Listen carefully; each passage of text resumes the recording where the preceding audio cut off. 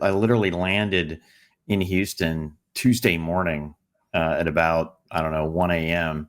and uh, but attended a great event that they had at their corporate headquarters in Spring, Texas, which is really close to Houston. And it was really two experiences in one. The first was Antonio Neri, HPE CEO, let us attend his quarterly employee meeting, which I thought was just fantastic. And I'll admit, being out of the corporate world for 12 years, I didn't enjoy a single quarterly meeting that we had. But I have to tell you, this was different. I mean, they had this, I don't know, this high grade band. And, I didn't know if it was Daniel Newman up at the turntable scratching, but this guy was great.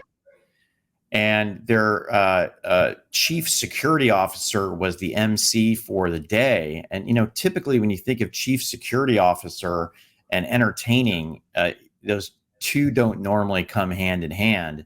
But they really brought it. It was a produced show not only for the remote employees around the world, but it was really good for the people who participated in that.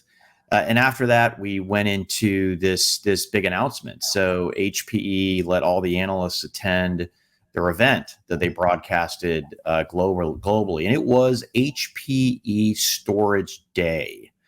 A couple things going on there. So quickly they announced the Alletra Storage MP, which could be block or file, right?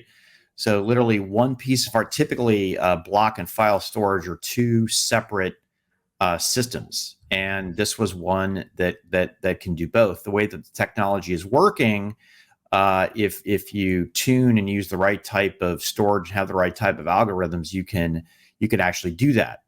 They also are working with VAST on a scale out file solution, and it's block storage. We don't know who is going to do the other part of it, but that was cool to see because VAST is an absolute high flyer out there, and I think this adds the highest performance. So think HPC, think AI in particular. So I thought that was super exciting. Company also doubled down on GreenLake, and by the way, you can get all of this Alletra storage goodness as a service, but they also had HPE GreenLake for backup and recovery, HPE GreenLake for disaster recovery, which again, those are as opposed to, I would call it dumb blob storage or even block or file. These are actually services that 100% make sense. And if you look at the ransomware as a particular element of this coming in, no longer are we looking at security as perimeter, right? In fact, it's perimeter.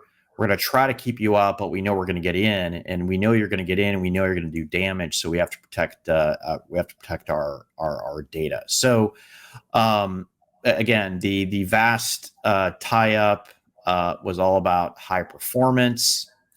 I think that we don't know yet who they're going to partner with on the other side of the house, but there's a lot of stuff going on at HPE. There was some NDA information that was communicated.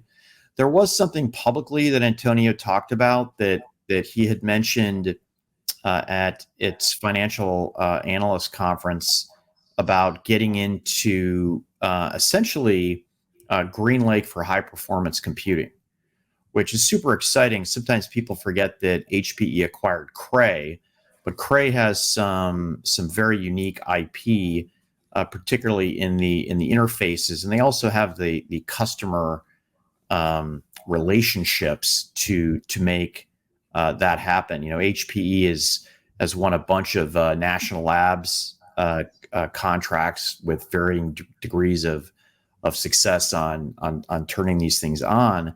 But I believe that HPE will be a force in this. Let's call it HPC as a service, which includes AI. Yes, you hit on a lot of things, Pat, and it was a good day for HPE overall. It's been a good sort of period of time. If you remember the last few quarters, the company's outperformed pretty significantly, and we all know that this pivot to GreenLake has been one of the company's unique competitive advantages. We are following closely others that are fast following, the likes of Lenovo, Dell, Cisco, and of course, we've got this sort of battle for the scale up infrastructure that is going to be subscription based right now with this sort of austerity period in the economy where companies are sort of weighing, do we go to public cloud? Do we stay on-prem? And GreenLake's always been really well positioned to be sort of a good compromise for both. And in many cases, many workloads just make more sense to be run on-prem. And so with GreenLake having this kind of scale out services and competitive advantage of being a first mover, they've been able to continue to diversify the portfolio and build more comprehensive capabilities. So the big takeaway for me was really all about, adding GreenLake subscription-based services to the platform. File block, disaster recovery, backup recovery services, all on GreenLake now.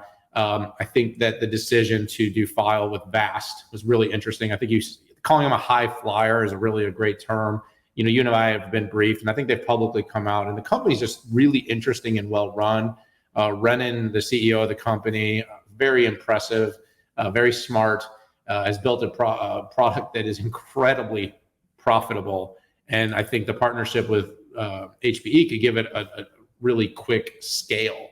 Across the board, I think, as data continues to be the gold mine of growth for the organization, the ability for the company not only to be storage, but to really offer data on demand is going to be a bigger and bigger part of the story. You mentioned Cray, HPC, the ability for them to tap into that, to start to play a bigger role in this whole AI transformation, this training of large models. This is going to happen with powerful compute, and HPE owns one of the most powerful computing platforms for HPC on the planet. Not talked about all that much, but I definitely see that becoming a bigger part of their story as well. So good day for HPE. Sad I didn't make it. Glad we were able to cover it here, Pat.